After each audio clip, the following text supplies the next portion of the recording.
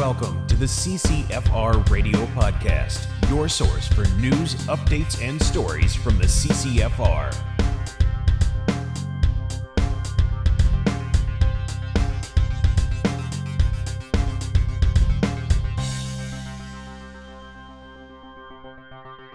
Hey everybody, welcome to episode 181 of the CCFR Radio Podcast. I'm your host, Giltaca. Thanks for joining me again. We have so much to talk about, and I'm always amazed at how much there is happening out there that's relevant to gun owners. But to start it off, when Ms. Wilson comes on, a Canadian city council is considering taking money from the federal government and using their police force to confiscate newly prohibited firearms from licensed gun owners only, of course. Amazing, right? Anyway, we're going to cover that. Two important community events in our community, in the firearms community in Canada, are being canceled as a result of the relentless onslaught from the Liberal government of Canada. The Liberal leadership race apparently is the most important thing going on in this country, the most central feature of the lives of Canadians, or at least the Liberal Party thinks so. So we're going to be talking about that. Pierre Poilievre talks about his plans on gun control or repealing certain gun control measures that have been implemented by the Liberals. So that's important stuff to talk about. And then we're going to combine that with other great news. And I don't want to get too into it now because I'm just kind of telling you what's coming up. But there are some really great things going on in the country and a lot of reasons to be positive. And we're going to share all of those with you. The CCFR Radio Podcast starts right now. 𝐂𝐂𝐿𝐿 has been a provider of trauma care training to military and police in Canada for nearly 2 decades. Now this emergency medical training is being made available to a wider audience through 𝐂𝐂𝐿𝐿's online courses. Go to 𝐂𝐂𝐿𝐿𝐴cademy.com and use promo code CCFR30 to get 30% off. That's 𝐂𝐂𝐿𝐴cademy.com. And thank you so much to our great friends over at Vortex Canada. They continue to support the CCFR podcast and the CCFR. Can't say enough about them. Check out all their great products at vortexcanada.net. That's vortexcanada.net. Vortex, the force of optics. Ready, aim, shop. Bullseye North is where passion meets precision. Discover a huge selection of top-notch rifles, accessories, and ammo. Whether you're perfecting your aim at the range or gearing up for hunting season, Bullseye North has you covered with free shipping on orders over $250, including ammo. Some exclusions apply. Visit bullseyenorth.com and remember to subscribe to their newsletter, bullseyenorth.com. A huge thank you goes out to our great friends over at the Saskatchewan Rivers chapter of Safari Club International. They do a lot of great work over there, including supporting the CCFR and the CCFR Radio Podcast. Check out all their great work at saskriverssci.com. That's saskriverssci.com. All right, we are back. So as I said in the intro, there is a lot going on. I'm always shocked. In fact, you know, a funny thing happened this time around for the TV show and the podcast is, like in the old days when we first started the podcast, I used to just, go about my business for 2 weeks. And then the day that I wanted to do the podcast or whatever, I would sit and I think back, right? Sometimes I'd look back on Twitter, as it was called at the time, right? X, look back at posts, or I'd look at my emails, or I'd look at, different things, other social media to try to figure out what happened over the last 2 weeks and what was worth talking about. And then that only lasted for a little while because it's impossible, especially when things move fast. So every time I interact with something, I'm like, that's got to go in the podcast, or I see something, or Tracy says something, or whatever, right? I write it down so that when that Monday before the podcast comes out, because it usually comes out on the Wednesday, every second Wednesday or Thursday, on that Monday, I start looking like, okay, what do we got? How much do we have? And like Sunday night, I was looking at my list and I didn't have a lot.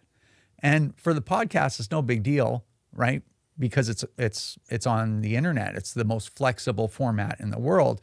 I can just make the podcast a little shorter, or I can bring in some other stuff, right? Because people are used to kind of long form. Let's talk about some other things that maybe aren't time sensitive. But the TV show is different.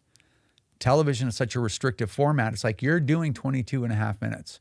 Whether you have too much stuff and you got to drop a bunch of important things, or you have nothing, you got to figure out a way to make that informative and entertaining for 22 and a half minutes. So anyway, on Sunday night, I'm like looking at the list. I'm like, man, there's not a lot here. And which gives me anxiety, right? Because, the show must go on kind of thing. Man, by Monday evening, Wilson and I had a list like this long because It's just really weird. Stuff just keeps happening that affects licensed gun owners. So yeah, we got an action-packed episode for you today. And most of it I'm going to go over with Tracy. When I bring her on, I've only got a couple of things to go over with you, not much before we get going with that. All right, so first thing I want to mention is Operation Pitchfork is moving along nicely. Nothing's changed as far as our plans are concerned, so that whole project should still be coming out in the first week or two of February. I think I might be able to reveal maybe a few things to you in the next episode, maybe. I have to think about that, but there's two. It's Operation Pitchfork because there's three prongs, right? And I think two of them we can probably talk about here pretty quick because they can't be undermined. And it's not something that has to stay secret until it's run its course. The third prong, that's the top secret one. But I might be able to divulge a little bit of stuff. So stay tuned for that. I also wanted to thank, we've had quite a few donations from clubs, right? They sort of come in waves, right? So we've had a lot of recent donations, and I just want to let everybody out there, I don't have the list of people right now because I'm running around like a maniac right now. I don't have enough time to get everything done that I should be getting done. So, and I'll talk more about that actually in the outro or in a second actually. So I just want to say thank you to everyone. And as I've said before, not only just for supporting us and helping us do the things that we do and accomplish our mission, but just for trusting us. I've said that many times before, because when you donate money to a cause, to an advocacy organization, it's a demonstration of your trust, right? It's like we trust you to make good use of this money and to be responsible and to return us some benefit for supporting you guys. So that's the part, when I say it's meaningful and everything, like that's sort of the big meaningful part for me. It's just like, it's a validation. We see you guys working. We see you working hard. We see you doing creative things. We see you being unrelenting in defending, what we have in Canada. And we're going to support it. Like that's the meaningful part. So anyway, thanks to everybody. I'm going to try to have a list of all the clubs that donated in the past month or so. There's been a few of them. So I do want to make mention of that. I just don't have it prepared today. Okay. So cut me a little slack on that, and I'll try to have that done for the next episode. And thank you everyone for your support. I can't tell you how important it is and how much we appreciate it. All right. So okay. And the only other thing I wanted to talk about, well, it really sort of two things that are related. I'm going to share some personal news with you in the outro. So make sure you hang around for that. But part of that is in the last episode, you saw we have a new studio here. Well, that's a studio that I built at my own expense for a couple of reasons. And I just wanted to give a shout out to John over at 𝐴𝐵 Taxidermy because I was looking for a mount. You may have seen it in the last episode when Scott Carpenter and I were talking. But John over at 𝐴𝐵 Taxidermy donated that European deer mount for me. And so I just wanted to say thank you to John and for you guys to check out 𝐵ARPawTaxidermy.com in Mission, British Columbia. So thank you so much for that, John. I really appreciate it. And I know John sponsors a few different television shows out there and some other stuff. And I'm sure everyone really appreciates businesses being part of the community, right? I think that's what I'm trying to say. So thanks very much, John. I really appreciate that. Okay. That's all I have for you for now, other than the outro. Let's bring Tracy Wilson on and get going on this list. All right, we are back with Tracy Wilson of the CCFR. Wilson! Wilson! Wilson! Hey, Giltaca, how you doing? I'm doing pretty good. You're looking pretty orange. Are you trying to make America great again? I made Mexico great again. I went on Operation Taco right before Operation Pitchfork. So, awesome. Yeah, a little trip to Mexico. I had a wonderful time. The sun was great. The tequila was great. It was just beautiful. Awesome. Now, I didn't see the picture, but my wife said there was a picture of you, holding an iguana or something? Yeah, so I did find a Liberal down there, and I held them on the beach. It was a giant iguana with huge claws, and yeah, I'm not afraid. Yeah, okay. Well, makes for a good picture, I guess. Yes. All right, we have a ton of stuff to go through, which constantly shocks me that there's always stuff to talk about. I'm never going to get out of this podcast thing. No, never. But we have a huge list, man. So we better get at it right now. So first thing that we need to talk about is, so Winnipeg City Council, I think they're doing some kind of study to see if they can squeeze extra money out of the feds to take licensed gun owners' guns as part of this confiscation program. Yeah, that's right. So there's a report before City Council right now in Winnipeg. And if this report is approved, and it looks like it might be, they would collect $3.4 million from the federal government.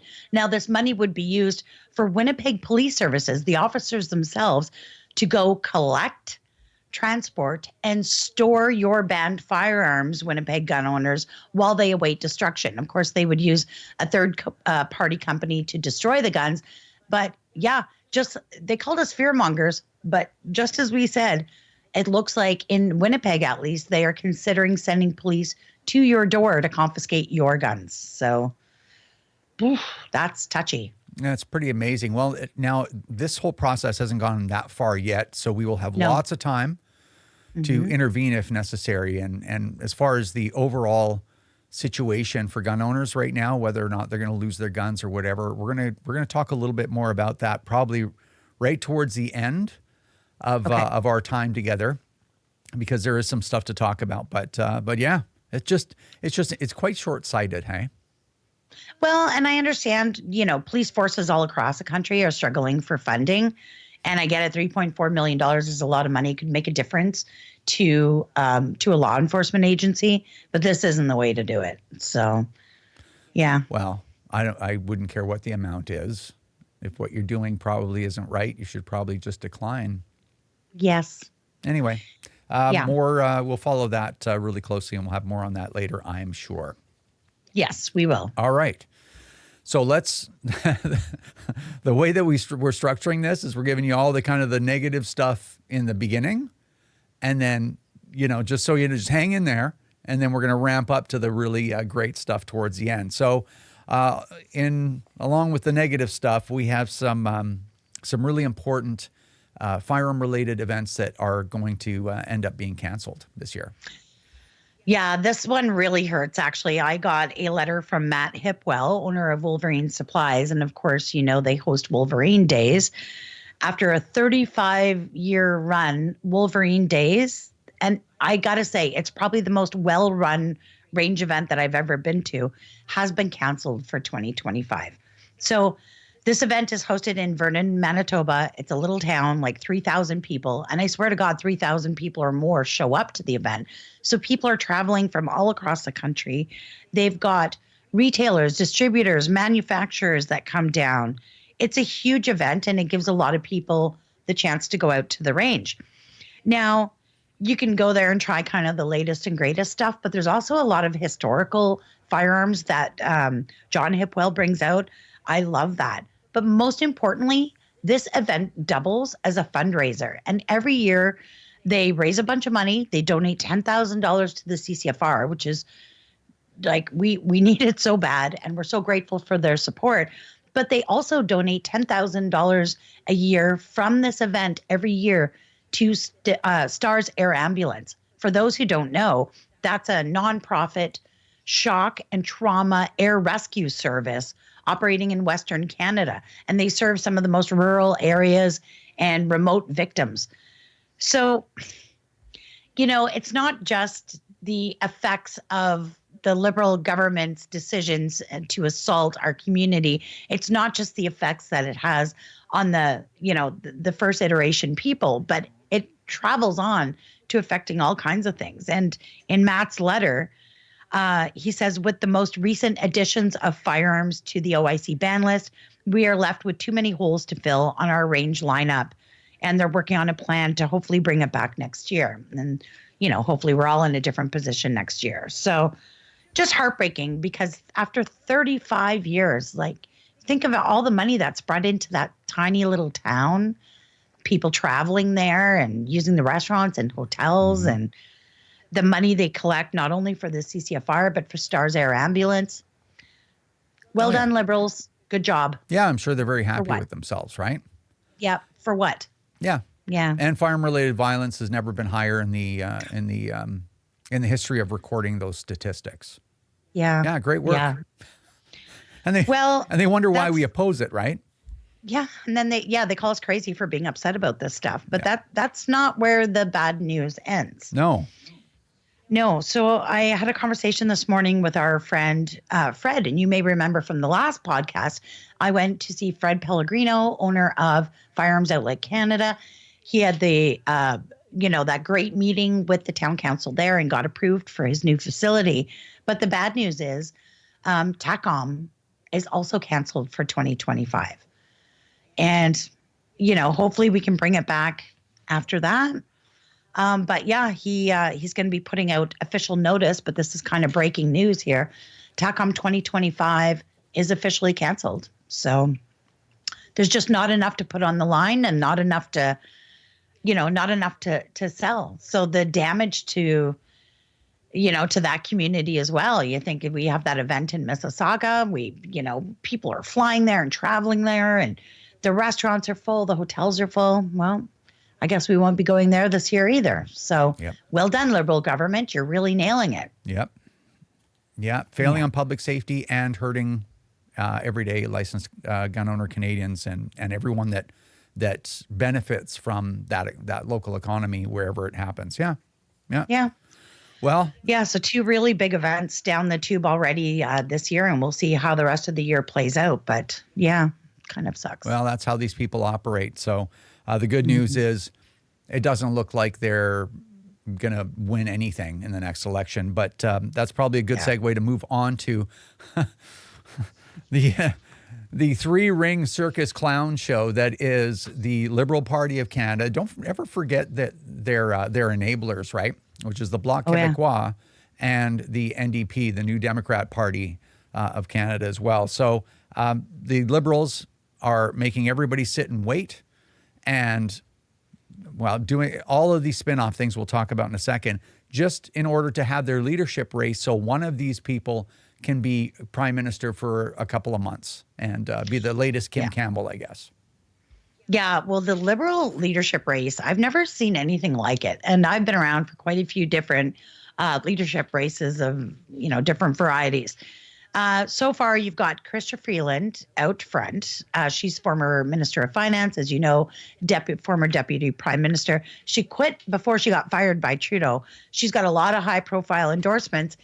And she had her launch party just the last weekend. And of course, it was completely interrupted by protesters. So, the pro-Palestine protesters. So watching the video was just, it was just sad, actually. It was pathetic.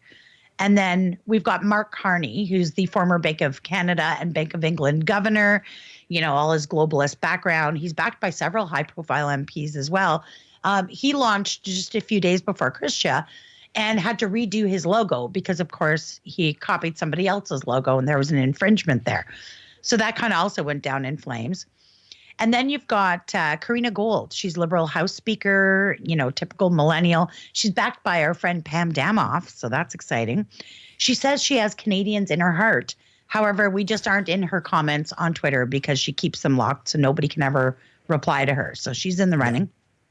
Yeah. Jamie Baptiste, he's a Cape Breton MP. He's Mi'kmaq Indigenous, First Nations musician and powwow dancer. And he's famous for those terrible comments about Indigenous women and how they're all on pills. So, yeah, that's awkward. Then you've got my former MP from Nepean, a suburb here in Ottawa, Chandra Arya. Indian-born, he was first out of the gate. He doesn't speak French. He says that does not matter to Quebecers. There's no reason to speak French. He wants to abolish the monarchy, and he is against the carbon tax. So I'm sure he will do swimmingly well in the only area where Liberals have any hope of winning any votes, which is Quebec. And then finally, you've got Frank Baylis. Now, he's not a current MP. He's a former Liberal MP, but you may remember the name because he was part of that $237 million ventilator scandal during COVID, that all those ventilators ended up in the recycle bin after a huge, sole source contract. $250 million, just for those of you that are following along at home. $250 million. $250 million, yeah. Yes. So that's the lineup so far. You are right. It's an absolute clown show. Liberals will choose their leader on March 9th, and that person will become the leader and, of course, the temporary prime minister until the next election. Interestingly enough, we knew that Trudeau was not running to be the prime minister again, but he's also announced he's not even running as an MP. So he has left the ship. He's not willing to go down with it. So he's out of politics after this. I'm sure that he'll find some cozy appointments somewhere else. But yeah, that's the gong show. That is the Liberal leadership to this point. Yeah, it's an absolute train wreck. And Yes. with absolute train wreck candidates. But anyway, everyone you mentioned, I could talk about that stuff all day. So I'm going to spare our audience my comments on all that stuff. But yeah, what a mess. Anyway, it looks good on them. They deserve everything they're getting. They totally do. They totally do. We don't even owe them the time to do their leadership race. So the fact that it's going exactly how I had hoped it would is absolutely perfect. And of course, the polling numbers are out since all of these contenders have announced their candidacy for leadership. You know, there was some concern that maybe they would swing the polls back the other way a little bit. There's been absolutely no movement. So yeah, it looks good on them. Well, it's funny because this group of people they have such a profound lack of self-awareness. They're so decoupled from reality that they're just like, okay, well, maybe a new leader, maybe that. Like, no, it's your policies. You've destroyed the country. You've attacked everyone that hasn't done anything to deserve it, and you've lifted criminals and the worst parts of our society up and used government resources to prop them. Like, just you're. You've done everything wrong. That's why people are angry, and that's why you're being rejected at the polls. Come on, man. Yeah. Anyway, people are sick of this, whatever, right? Not going to get too into it, but, WEF stuff, globalist stuff, this extreme attitude on how people should live that's being projected from the people that live the most extravagantly. Like, people are tired of that stuff. What do? They wheel in Mark Carney. Yeah. His name is on the freaking $20 bill. Yeah. And he's calling himself an outsider. Like, people are sick of being lied to and gaslit. They're tired of it. And so many people have woken up that it's just amazing, right? They try gun control, no bump in the polls. New leaders, no bump in the polls. Everything they try is not working. Thank goodness. Thank you, Canada. Yeah. Well, it is free to take out a membership in the Liberal Party of Canada. I'm not suggesting it to anybody else, but I'd be voting for Chandra Arya. That's where I'd be. Yeah, that. Or Karina Gould. She is an absolutely atrocious person. Yeah. And I think she'd fit in beautifully, like a hand in a glove, man. Oh, yeah. Yeah. She's perfect. Oh, yeah. All right. Well, let's move on before my blood pressure increases and I start ranting and raving like some drunken lunatic. Okay. So our friend Arpan, what's his last name? Khanna, Khanna. That's right. Came out with a really great video about the gun control issue, I guess, or the gun control file. And it was, really great to watch. Yeah, so this was a cool fact check video, and he sent it to me in a PM on Twitter. He's the Conservative MP for Oxford. He's a lawyer. He's a sport shooter. He's an IPSC guy. And this was just this cool breakdown of the disinformation coming out of the Liberals on the gun community, gun bans, gun bills. And yeah, it's got some awesome B-roll. He's in there shooting IPSC and just all around a really good fact check video. So we've shared it around. Make sure you check it out. And I'm really appreciative of that because they don't have to do those things, but it just shows he's taking interest in this issue. It matters to him. It matters to his constituents. And he's speaking out. So really nice video. Well done. Yeah. That's good stuff. Really good stuff. And we appreciate that because that's all part of the effort, right? For people to see that stuff that may not know a lot about the issue, for them to understand a little bit more really helps us. It sure does. Yeah. All right. Well, that was where we pitched up towards the positive. Okay. Okay. Now the next thing, 𝐂𝐂𝐅𝐑 over in Quebec, who's been a pro-gun figure there for quite some time. I don't know if I think it was a bit of an ambush interview. I don't think it was planned, but either way, I'm not sure, but what's that? Sorry. Yeah. Like, I'm not sure if it was planned or not. It reading how it goes, it doesn't feel like it was planned, but it was welcomed. It could have been though. But anyway, so Guy did a quick impromptu interview with Pierre Poilievre, and of course, him being a pro-gun figure in Quebec, he had important questions for Pierre. And why don't you just kind of cover what the responses were?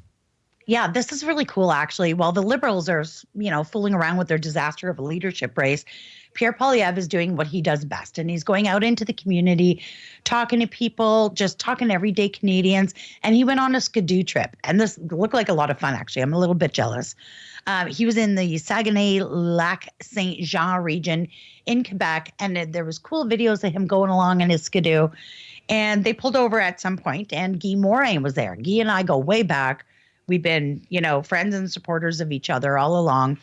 And it's pretty cool. So he asked a bunch of questions to Poilievre. I've got sort of the translated version here because, of course, it was all in French. And he was asked Guy asked Pierre Poilievre about C-21, C-71, and the bans, of course. And here's Poilievre's words. I opposed them. I voted against these laws. I will repeal these laws. I will ban criminals. We'll put criminals in jail. We will respect, sport shooters and hunters. So he made it really clear. And he goes on to mention that 82% of firearms used in crime are smuggled or tampered with. This is according to the TPS. And he says, we're going to strengthen the borders instead of putting hunters in jail. So really great stuff. And then, of course, this is an article from CP24, the Canadian Press, sorry. So, of course, they go to Natalie Provost for comment because, you can't, when it's an anti-gun story, they don't need to hear our side. But the fact that Guy got a couple seconds or minutes to talk to Pierre Poilievre, of course, they've got to go to the other side. So she opens up with an absolute lie here. So this is Natalie Provost saying, there isn't a hunter who has lost a hunting weapon in Canada. That is 100% a lie. All kinds of hunting guns have already been banned. I know my hubby Colin, every single firearm he used for hunting has been banned, and that continues. There's also literally an exemption for Indigenous hunters to continue using their firearms for hunting until an appropriate replacement can be found. Why would there be an exemption for hunting if these weren't used for hunting? So, yeah. Anyways. Well, because they're completely fine for hunting. Yeah, prolific liar. So there's that. And then she goes on, and this is a really interesting quote. She notes that the conservative leader is echoing the gun lobby's arguments that we shouldn't attack honest gun owners when it comes to fighting crime. I'm just going to say it again. The gun lobby's argument that we shouldn't attack honest gun owners when it comes to fighting crime. Well, maybe because we should be attacking criminals when it comes to fighting crime.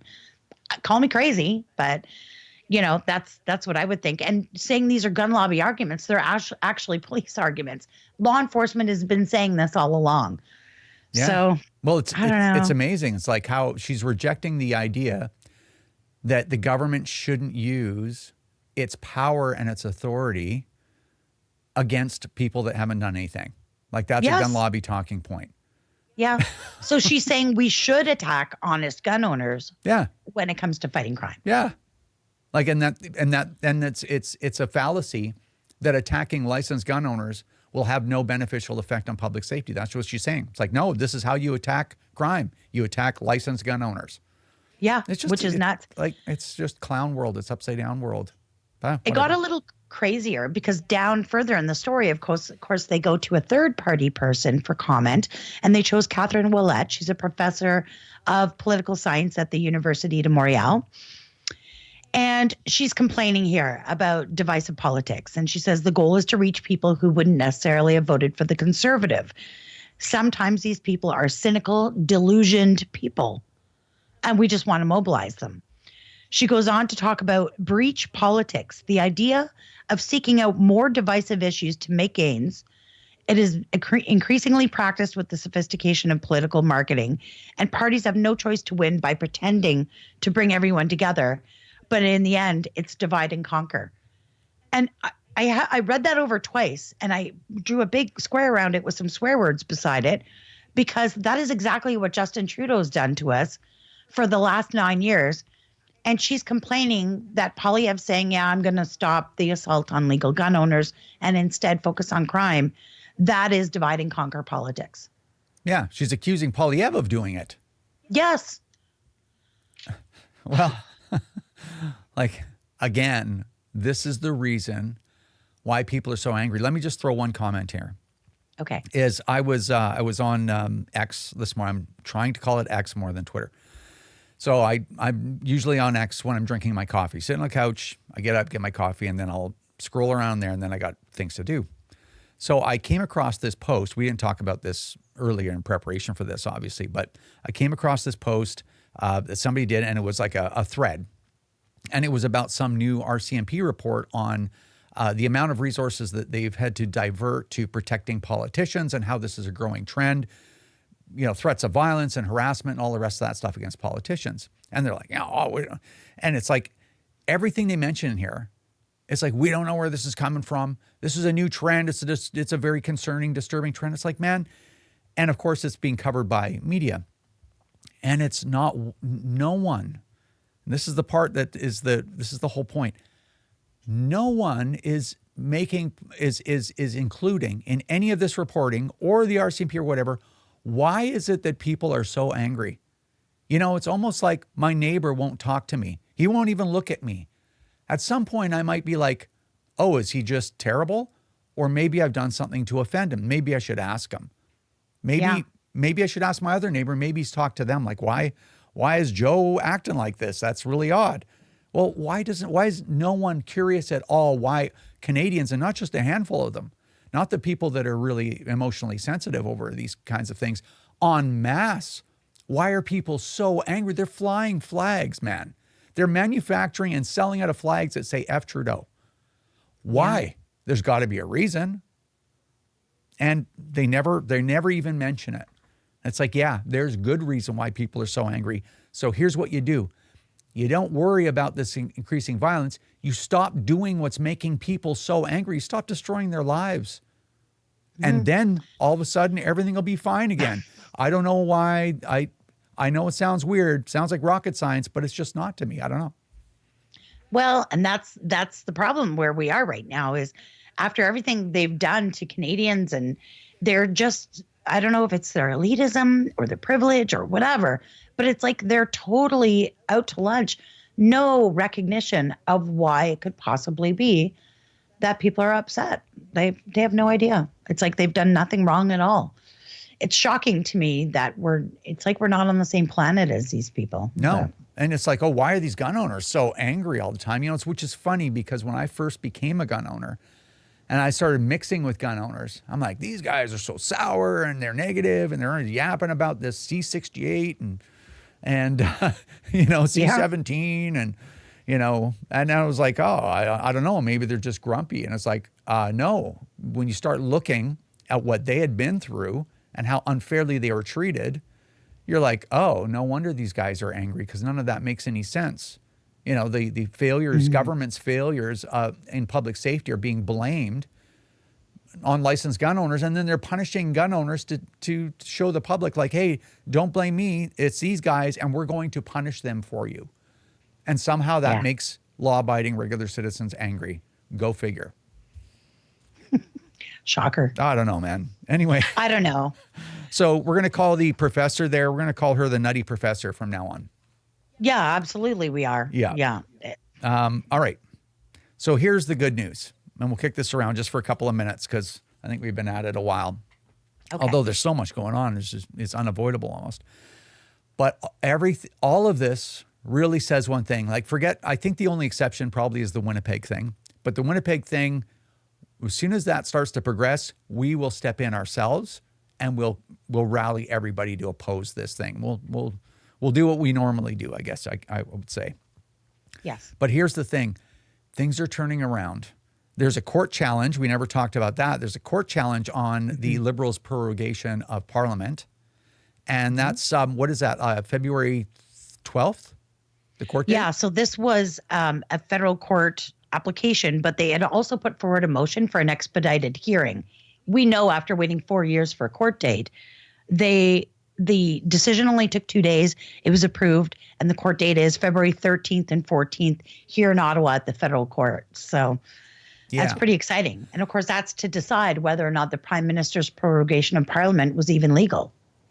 Well, but some extra detail, because I know we didn't plan to talk about this, but it's important.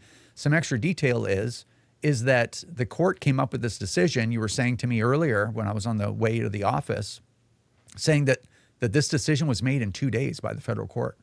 Yes. So to me, it shows, and it's actually the Chief Justice's decision. So to me, it shows they are very interested in hearing this and very interested in working on this. The decision was also released late on a Saturday night. So you've got judges and the Chief Justice of the Federal Court of Canada sitting around on a Friday and Saturday writing out this decision and granting it. The applicants won. So this will go to the hearing, which is interesting. But in the original application, it states that in recent months, the leaders of all the major opposition parties with significant seat counts in the House have repeatedly announced their intention to support a motion of non-confidence in the current government at the earliest opportunity. So the whole basis of this is Trudeau wasn't in a position to prorogue Parliament. He should have called for an election. So they're asking for the, a review of the legality of the prorogation. And should the judge decide that it wasn't legal, then the House goes straight back, just as it was before. So, yeah, this could put us into an election a lot earlier. Yeah, so that's the good news. So just to review, because this is important, right? Because a lot of this stuff is heavy, and we've been through a lot in the last 9.5 years, right? Yeah. So there's a case in the court. Well, there's a hearing happening in a couple of weeks. And they're going to decide whether this prorogation was legal or not. If it's not, then that prorogation will end. Apparently, 𝐥𝐞𝐠𝐚𝐥 has reiterated his commitment, although I take the, I take the word of a guy off the street with a lengthy criminal record before I take the word of 𝐥𝐞𝐠𝐚𝐥. But nonetheless, he's reiterated that he is, no matter who the leader is, he is, of the Liberals, a new leader, he's still voting non-confidence. Yeah. If he follows through with that, then probably within a couple of days of Parliament being recalled, the government will collapse. And at that point, then you have between, I think, 36 and 51 days for the writ period for the election to happen. And then that's the end of this government. So at the end of the day, here's the important point, the takeaway. You haven't lost any guns. The only people who have lost guns are people that have maybe died, right, and had the newly prohibited firearms taken because there's no buyback or whatever, like with a few isolated examples. En masse, we have not lost any guns. And we have reiteration from the Conservatives, all of it gets reversed. And they're still riding super high in the polls. It's not hurting them politically because it's the right thing to do. And they're going to be in sooner than later. And the Liberals have run out of time. They didn't roll nothing out, man. The retail buyback isn't even complete. So, you know what? I don't want to call it too early, but I'm sure everyone can see where this is going. So, I don't know. I don't think I want to say any more than that, but it's going to be an exciting time coming up soon. Yeah, I think we'll be popping champagne sooner rather than later. And and then you add to that, we're probably looking at a decision on our court case within a month anyway. We might even find out a month from now that their use of an OIC to ban, a multitude of firearms was inappropriate or illegal. Ultra various is how they say it. So that might even be great. We might even have our guns back before the election. Who knows? I mean, that would be nice. That's a dream. That would be really nice. Yeah. Let me make that clear. That's a bit of a dream, but let's hope. Yeah. So despite all this negativity, things are actually really turning around. And that's really important. That's important for me as a person too. Like just when I'm like, okay, what where are we really at right now? No, it's nowhere near as bad as it should have been right now. We're actually turning it around. It's pretty exciting. I'm very excited about it, actually. It is exciting. Yeah, I feel things are definitely different, and yeah, it feels good. We just got to stay the course and just get the work done and get there. Yeah. Well, and you know, the other thing is the CCFR's 10th anniversary is coming up this October. So, man, we may have to have like a bunch of range events, and we may have to just party like it's 1999. I think we might have to, yeah. Oh, yeah. The big party's yeah. coming. Anyway. All right. I think we beat everything to death, but I think it was a good chat anyway. It sure was. Yep. Awesome. Perfect. Well, thanks for the update, Ms. Wilson, and we'll see you next time. We'll see you then. All right, that's going to do it for episode 181 of the CCFR Radio Podcast. Thanks, everyone, for joining me. I really appreciate it. Make sure that you share the podcast. Get every gun owner you possibly can involved. There's an election coming up. We need help. We need help getting out there. We need help voting in a block. There's all kinds of things that we need to come together for so that we can make sure that the party that's going to respect us and our property and our freedoms and us as individuals, as humans, as Canadians, gets the clearest supermajority we can possibly imagine. So that's the way for us to solve this problem once and for all. So anyway, share the podcast if you can. Get your buddies involved. Now, in the intro, I mentioned that I was going to share some personal news with you. And so if you're not watching the podcast for that reason, go ahead and click off. There's no more firearm-related news left, and I will see you in the next one. And thanks for watching. Now, if you want to hang out with me, this is going to take a little while. It's going to be about 15 minutes, but I think it's a pretty inspiring story, and it ends with some current news from me to you. So anyway, I'm going to try to rattle through this quickly. So if you've been watching the podcast and whatnot, or following the CCFR for a few years, you're probably aware that I've had cancer twice. I recently had throat cancer, right? So, so back in 2018, by accident, I found out that I had a tumor in my left kidney the size of a peach, right? 7.5 centimeters in diameter. And I had no symptoms, no pain, nothing. I was in the best shape of my 40s at that time. Not like the shape I'm in now, but the best that I could be at that time. And, you know, they sent me to a urologist. He's like, yeah, that's a huge tumor, man. We're gonna take your kidney. And I'm like, can I live with one? And he's like, your kidney function is awesome. Like, it's really high. You'll be unaffected. I'm like, okay. So I ended up losing my left kidney, and that is not a nice surgery. Very painful, long recovery. It's pretty nasty, but nonetheless, whatever. But the fact that at 48 years old, that I had such a huge tumor and he's, you know, like the urologist said, that tumor could have been developing for 10 years. It's huge. And I'm like, okay, so clearly I'm not somebody that was meant to live that long. And they don't know. They didn't know till probably a month after the kidney was removed whether or not there was metastatic disease. So I'm like, okay, so I'm probably going to die soon. I had to process that. And, you know, I'm generally content and happy and optimistic and easygoing, I guess, until I get angry, right? But I don't really get angry very often. I can be annoyed, certainly. But I was like, okay, you know what? A lot of people don't get 48 years. Don't be a wussy, for lack of another word. You know, you had a good run. So just take it as it comes. Keep going. You got nothing to complain about. But to be honest, it took about a year for me to reconcile a bunch of issues in my brain. Like mentally, emotionally, I'm tough as nails. That's my strongest attribute, is just my emotional. I'm not an athlete physically, that's for sure, but just emotionally, I'm really tough. But even for me, it was like, it took a year of processing, and it was going all the time. Every waking minute, there's something in the back of my head running, right? There's a process trying to reconcile, you know, the problem.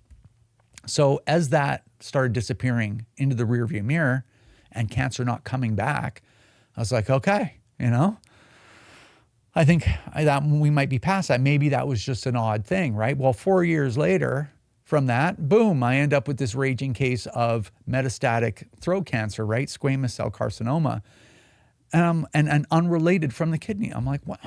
So that clinches it, right? I'm not meant to live very long. I'm just not. It is what it is. But still, I ended up with 51 years. I couldn't, 52 years, I guess, at that time or whatever. I'm not going to complain. But that really cinched it for me. It's like, you're going to die soon. And, it's just the way it is. So for me, my strategy was just to accept that and then not to waste whatever time I had, being worried about not living to be 80, like, most people, right? So that was my strategy.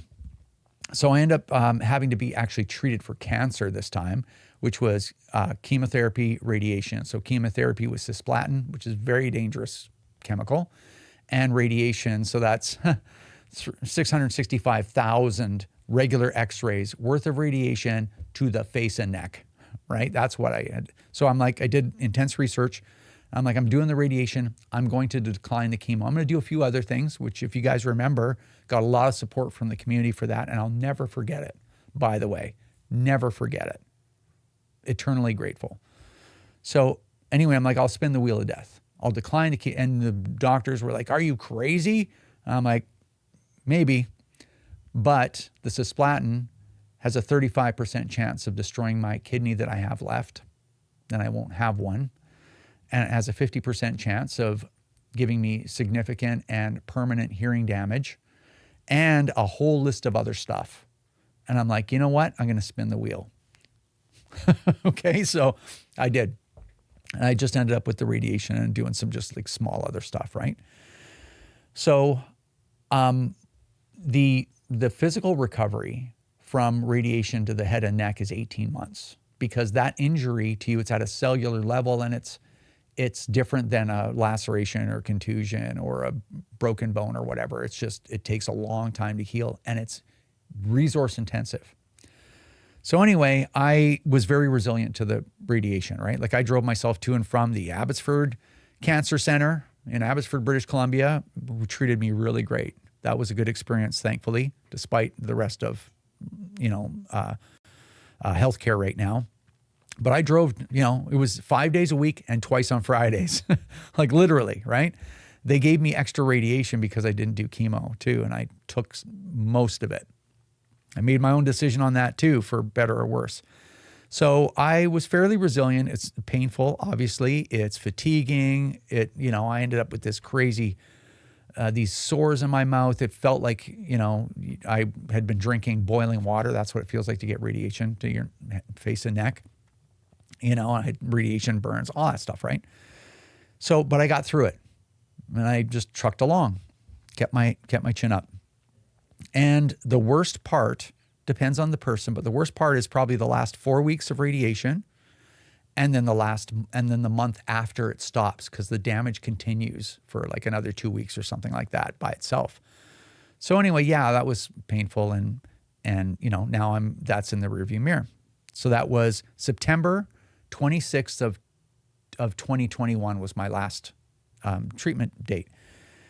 And so there was a problem. The problem is that all of my PET scans and whatever, nothing was ever conclusive.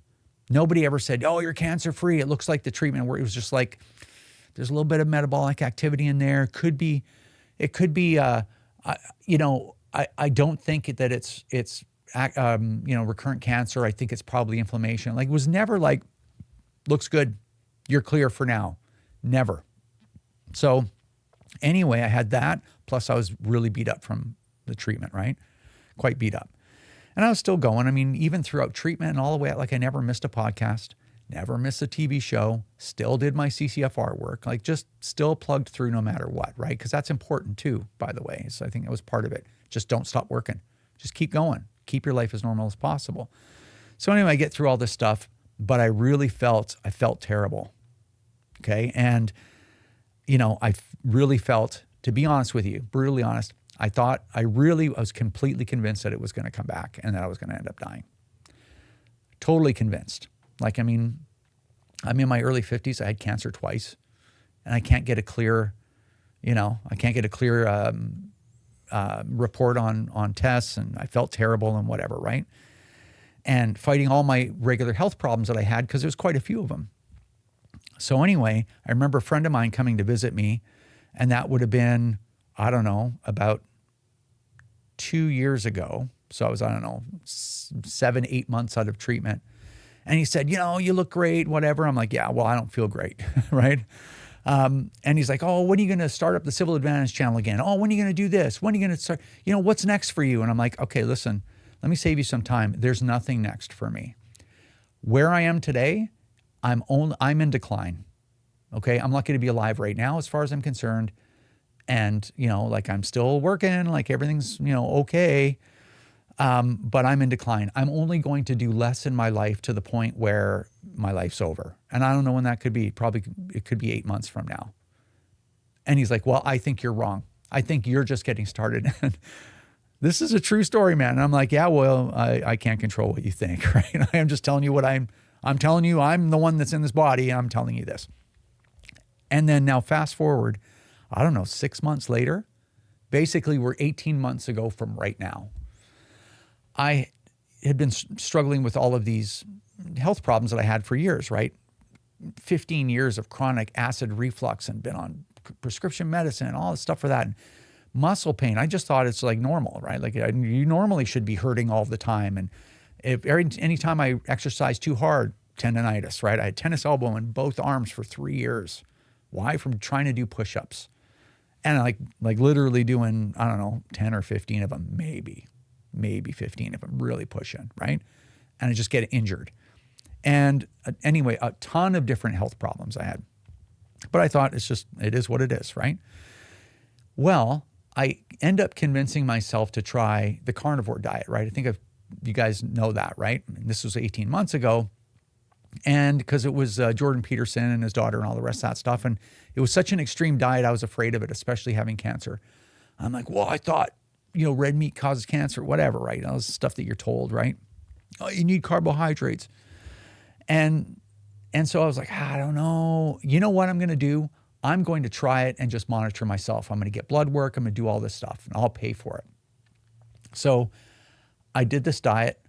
In 10 days, I lost 10 pounds in 9 days, or 10 days, 9 pounds in 10 days. Anyway, in 2 months, I lost 30 pounds. And by the time 3.5 months rolled around, it was 35 pounds because the weight came off really fast and then slowed down. I went from like 200, 205 to 170. I didn't weigh 170 when I was 17. Okay. When I was 20 years old, I was 185. So all of a sudden I lose all this weight. And on day 2, my acid reflux went away and never came back 18 months later. My muscle pain's gone. My tendonitis is gone. Now I can do 70 push-ups. Oddly enough, couldn't do more than 15 my entire life. So anyway, all this stuff starts happening to me. I'm like, what the heck? But my brain lit up.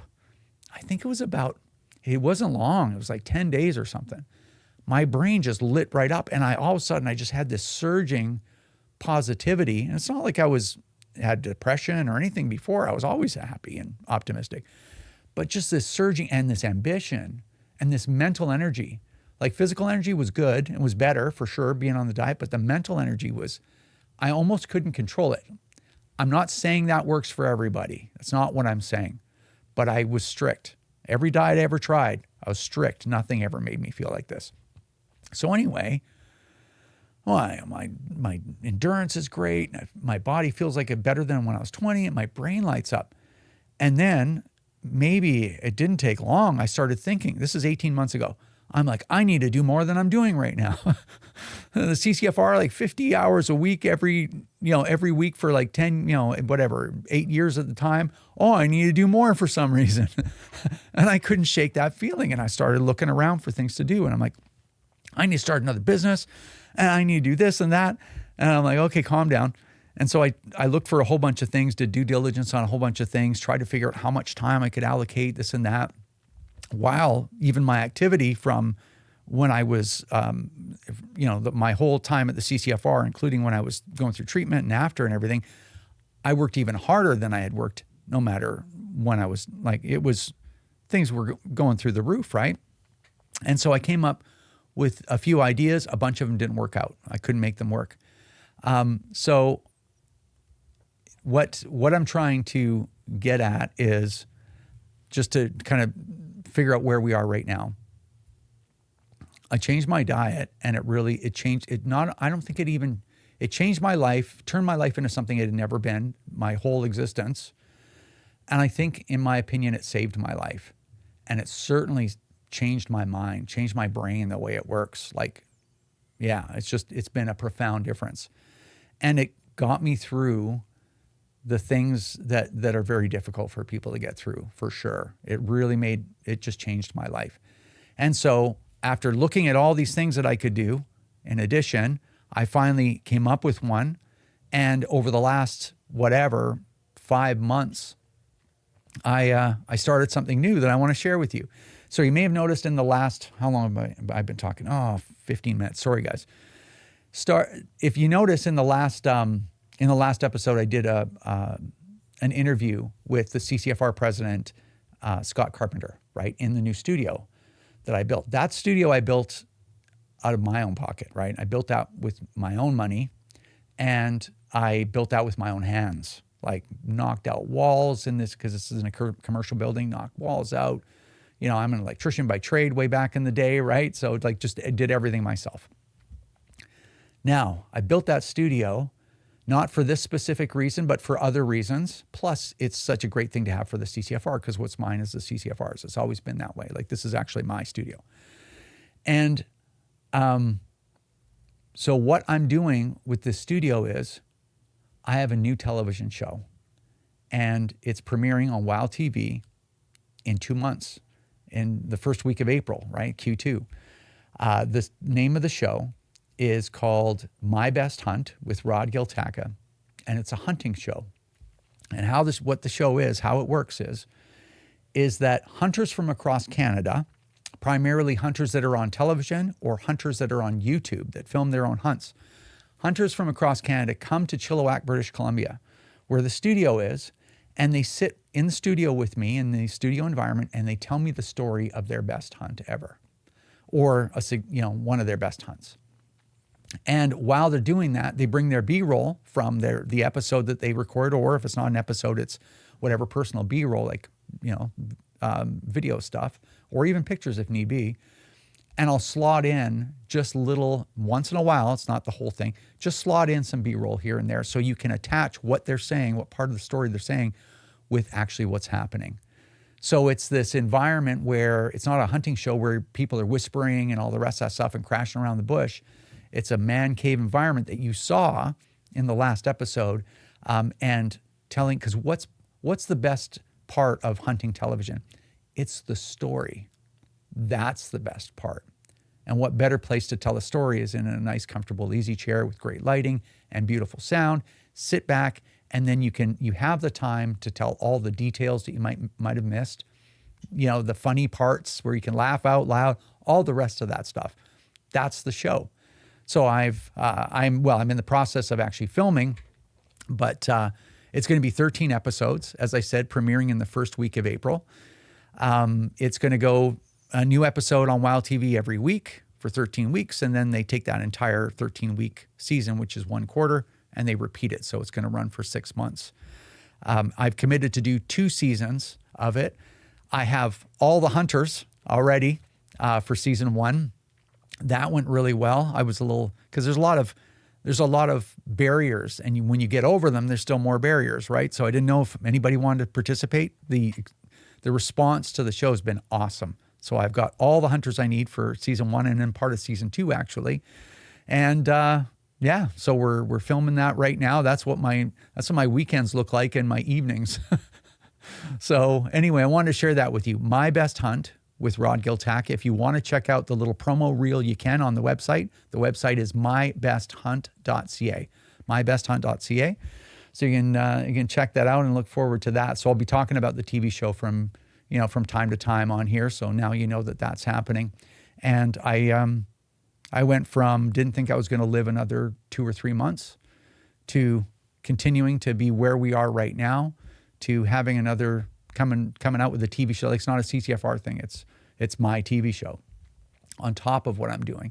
And I still got energy to spare. So it's I guess at the end of the day, the story is no matter what you're facing in life, if you just keep pushing forward and you make sure that you don't allow your own mind, which is this is the trick, to force you to give up, you can come out the other side, whatever, 9.8 times out of 10, right? It's possible. And it's always possible to kind of come out of a bad time in your life and do something even more remarkable than you did before things turn bad, right? Facing adversity is a real life skill, and it can be done. I'm happy to be where I am now, and the sky's the limit. So I just wanted to share that with you, and just to reiterate that the community really helped me when I had cancer in a couple of different ways. And if you're one of those people that helped me, you know what I'm talking about. And that I just, such a blessing, and I'll be forever grateful for all of your help and all of your support of the CCFR and everything. So I wanted to share that with you. All right. I know that took a while, like 20 minutes. All right. That's going to do it for this episode. Thanks so much, everyone, for listening. Take care, and we'll see you in a couple of weeks. This is another episode of the CCFR Radio Podcast. Remember, if you don't stand up for your own ability to own and use firearms, who will?